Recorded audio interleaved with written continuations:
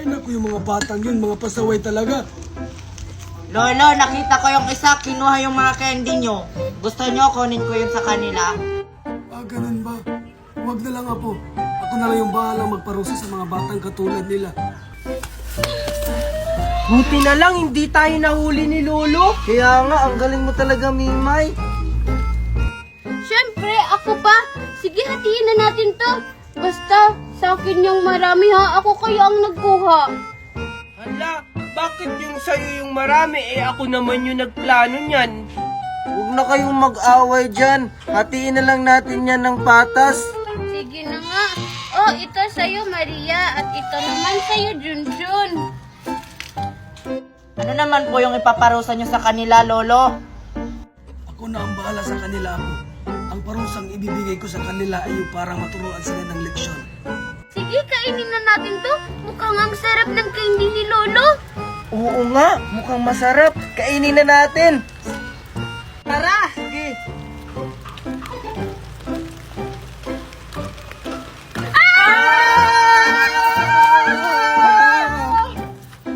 Anong nangyayari sa atin? Hindi ko rin alam. Bakit nagpaikot-ikot tayo? Baka maiwaga yung candy na kinain natin.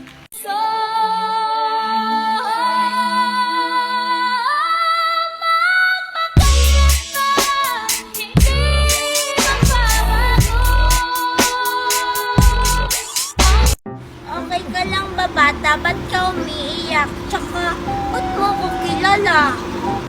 Ha? Di ba ikaw si Angel? Oo nga, ako si Angel. Sino ka ba? Ako si Junjun, yung anak ni Marites. Ha? Eh, mami ko si Mami Marites eh. Ay, nakapangalan lang. Ha? Anong mami mo si Marites? Eh, mami ko yun. Si Aling Magna ang mami mo, hindi si Mami Marites. Ha? Anong pinagsasabi mo? Dito ka na pala bata ka? Angel? Ay, bata, ito pa yung mami mo? Uy, Ari, umiiyak yung anak mo. Hindi, Angel. Siya ang mami mo. Ha?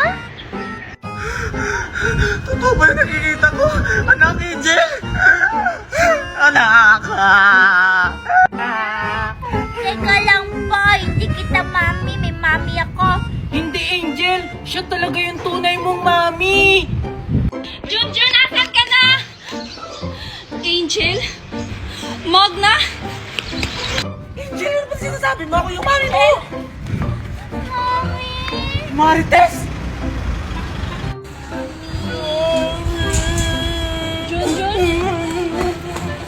Tignan mo yung ginawa mo, Marites, sa anak mo.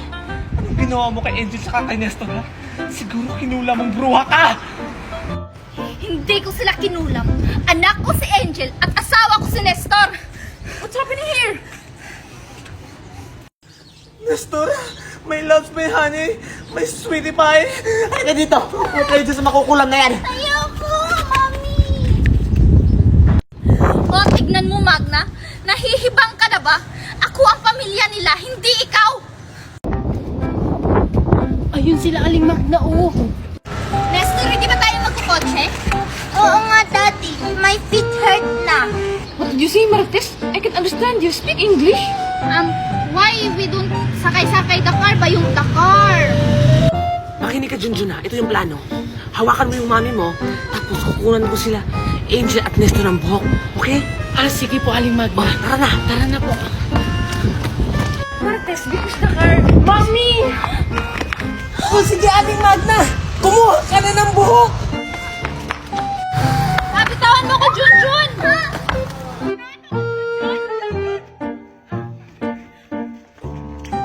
Mami, binanutan po ako ng buhok ng babaeng bruha. Ang kate! Me too. Ano po, Junjun? Huwag ka naman mula. Lula, dito na po kami. Ang bilis nyo naman! Ano bang sinakyan nyo, Iha? Sumakay po kami ng helicopter kasi mayaman po si Aling Magna, marami po yan helicopter. Ah, ganun ba? Oh, asa na yung buhok na pinakuha ko? Ito na po, Lola. ito yung kay Nestor. Tsaka ito yung kay Angel. O sige, antayin nyo na lang ako dyan. Wow, wow, wow, wow. Wow, wow, wow, wow. Ano ginagawa ni Junjun? Angel, ano pa Aling Magna? Angel, nagre-rewan. Buti na lang hindi nasalo ni Junjun yung gamot ni Magna para kay Nestor at Angel. Lagot ako nito kay Aling Magna. Hindi ko nasalo yung gamot para kay Angel at Tito Nestor. Junjun? Pagkakataon ko na to para tanungin si Junjun kung anong klaseng gamot yun. Junjun, sabihin mo sa akin kung anong klaseng gamot yun. Hindi ko sasabihin sa iyo, Mami.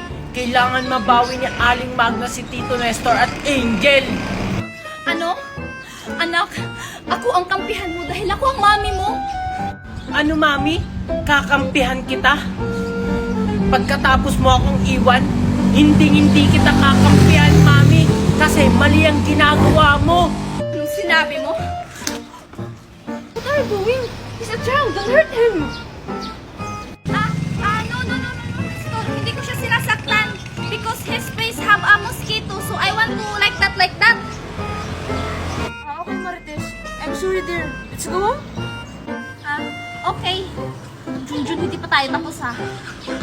What are you saying, Marites? Nothing, Nestor. Let's go. Ano bang nangyayari sa'yo, Mami? Junjun? Nestor, wala naman si Junjun dyan eh. No, Marites. I saw Junjun over there.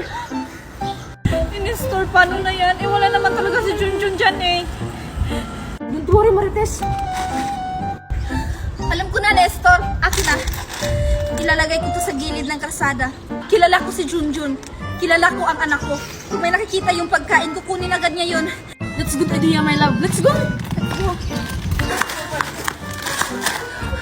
Nestor, dito ka. Doon ako magtago. Baka wala na sila dun.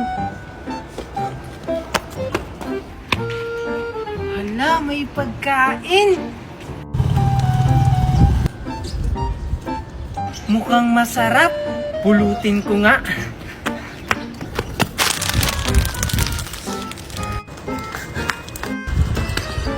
Wow, ang sarap!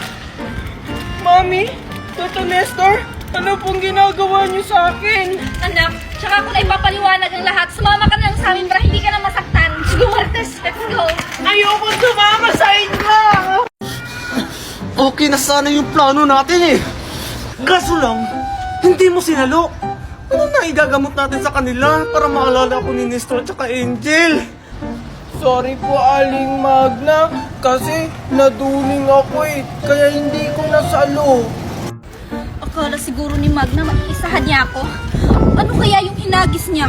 Mami, nababaliw ka na ba? Nagsasalita ka mag-isa. Yes, you talk alone, Marites. Wala. May iniisip lang ako. Kahit ano pang gawin niya, hindi ako papayag na maagaw niya ulit sa akin si Nestor. Sorry? Ano na gagawin natin, Junjun? Wala pa yung gamot. Aling Magna, kalma ka lang po. Kalma? Kalma? Paano ako kalma niyan? Wala na tayong gamot. Ay, Aling Magna, kung balikan kaya natin yung matanda, yung nagbigay ng gamot sa atin. Ano? Mabalik na naman tayo sa bali ng matanda na yun? Ay, Diyos ko, nakakatakot yung tsaka layo-layo nun. Anong gusto mo, Aling Magna? Yung balikan natin yung matanda? Or hindi ka na maalala ni Tito Nestor at Angel? Hindi ako papayag. Tara, balikan na natin yung matanda. Daddy! Oh, Angel, what the... Who are you? Ako po to, Daddy, si Angel. Pati po ba kayo, Daddy? Hindi nyo na ako kilala. No, you're not my daughter. My daughter is so beautiful. But you look like monkey. Are you joking, Daddy? Ako nga to ang maganda niyong Angel. No, leave me alone. I think you're a beggar. Daddy, ako nga to. Leave me alone. Ano bang nangyayari?